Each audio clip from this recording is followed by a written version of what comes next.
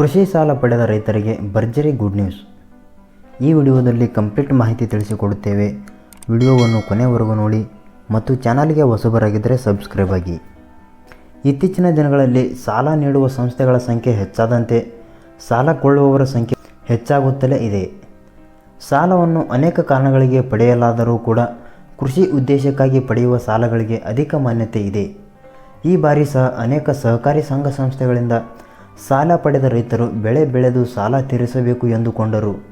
ಅಕಾಲಿಕ ಮಳೆ ಪರಿಸರ ಕಾರಣಕ್ಕೆ ಬೆಳೆ ನಾಶವಾದ ಕಾರಣ ಹಣ ಮರಳಿ ನೀಡಲು ರೈತರಿಗೆ ಸಾಧ್ಯವಾಗುತ್ತಿಲ್ಲ.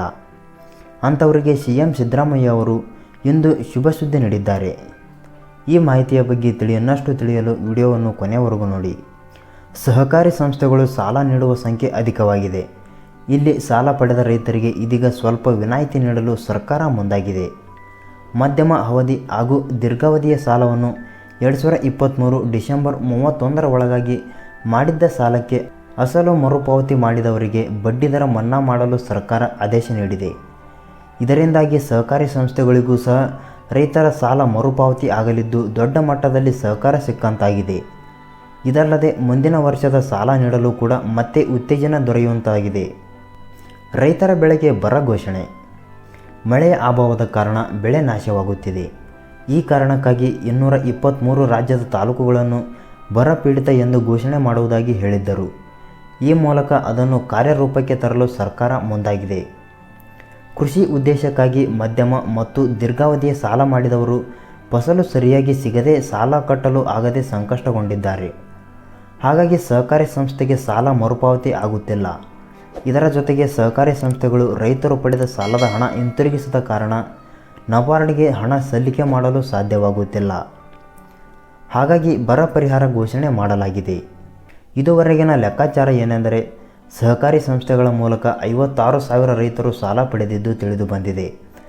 58 ಲಕ್ಷದಷ್ಟು ಮಧ್ಯಮ ಮತ್ತು ದೀರ್ಘಾವಧಿಯ ಕೃಷಿ ಸಾಲ ಪಡೆದಿರುವುದಾಗಿ ತಿಳಿದು ಬಂದಿದೆ. ಇದರ ಮೇಲೆ ಬಡ್ಡಿದರ 44 ಲಕ್ಷ ರೂಪಾಯಿಯಷ್ಟಾಗಿದೆ ಎಂದು ತಿಳಿದು ಬಂದಿದೆ. ರೈತರು ರಾಜ್ಯದ ಸಹಕಾರಿ ಸಂಘ, ಕೃಷಿ ಪತ್ತಿನ ಸಹಕಾರಿ ಸಂಘ, ಜಿಲ್ಲಾ ಸಹಕಾರಿ ಬ್ಯಾಂಕ್, ಪ್ರಾಥಮಿಕ ಕೃಷಿ ಮತ್ತು ಗ್ರಾಮೀಣಾಭಿವೃದ್ಧಿ ಬ್ಯಾಂಕುಗಳಿಂದ ಸಾಲವನ್ನು ಪಡೆದಿದ್ದರೆ ಆ ಸಾಲದ ಅಸಲನ್ನು ಮಾರ್ಚ್ ಅಂತ್ಯದ ಒಳಗೆ ನೀಡಿದರೆ ಬಡ್ಡಿದರ ಮನ್ನಾ ಮಾಡಲು ಸರ್ಕಾರ ಆದೇಶ ನೀಡಿದೆ.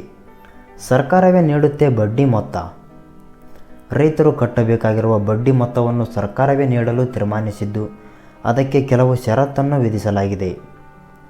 ರೈತರು ರಾಜ್ಯದ ಸಹಕಾರಿ ಸಂಘ, ಕೃಷಿ ಪತ್ತಿನ ಸಹಕಾರಿ ಸಂಘ, ಜಿಲ್ಲಾ ಸಹಕಾರಿ ಬ್ಯಾಂಕ್, ಗ್ರಾಮೀಣ ಕೃಷಿ ಮತ್ತು ಗ್ರಾಮೀಣಾಭಿವೃದ್ಧಿ ಬ್ಯಾಂಕುಗಳಿಂದ ಸಾಲ ಪಡೆದಿದ್ದರೆ ಅಲ್ಲಿ ಮಾಡಿದ್ದ ಸಾಲಕ್ಕೆ ಮಾತ್ರವೇ ಬಡ್ಡಿ ಮನ್ನಾ ಆಗಲಿದೆ. ಅದರ ಜೊತೆಗೆ ಕೃಷಿಯೇತರ ಉದ್ದೇಶಕ್ಕೆ ಮಾಡಿದ್ದ ಸಾಲಕ್ಕೆ ಈ ಬಡ್ಡಿ ಮನ್ನಾ ಇರಲಾರದು. ನಬಾರ್ಡ್ ಗುರುತಿಸಿದ ನೀರಾವರಿ, ಪಶುಸಂಗೋಪನೆ, ಕೃಷಿ ಯಾಂತ್ರೀಕರಣ, ತೋಟಗಾರಿಕೆ, ಮೀನುಗಾರಿಕೆ ಇತರ ಅಂಶಕ್ಕೆ ಬಡ್ಡಿ ಮಾಡಿದ ಸಾಲಗಳಿದ್ದರೆ ಮಾತ್ರವೇ ಬಡ್ಡಿ ಮನ್ನಾ ಯೋಜನೆ ಸಿಗಲಿದೆ. ಈ ಮೂಲಕ ಸಂಬಂಧಪಟ್ಟ ಸಹಕಾರಿ ಸಂಸ್ಥೆಯ ಬಡ್ಡಿ ಮೊತ್ತವನ್ನು ಸರ್ಕಾರ ನೀಡಲಿದೆ ಎಂದು ಸಿಎಂ ಸಿದ್ದರಾಮಯ್ಯ ನೇತೃತ್ವದಲ್ಲಿ ರಾಜ್ಯ ಸರ್ಕಾರ ಆದೇಶ ನೀಡಿದೆ. ಈ ಮಾಹಿತಿಯ ಬಗ್ಗೆ ನಿಮಗೆ ಏನೆನಿಸುತ್ತದೆ ಕಮೆಂಟ್ ಮಾಡಿ ಮತ್ತು ವಿಡಿಯೋ ಇಷ್ಟ ಆದರೆ ಲೈಕ್ ಮಾಡಿ.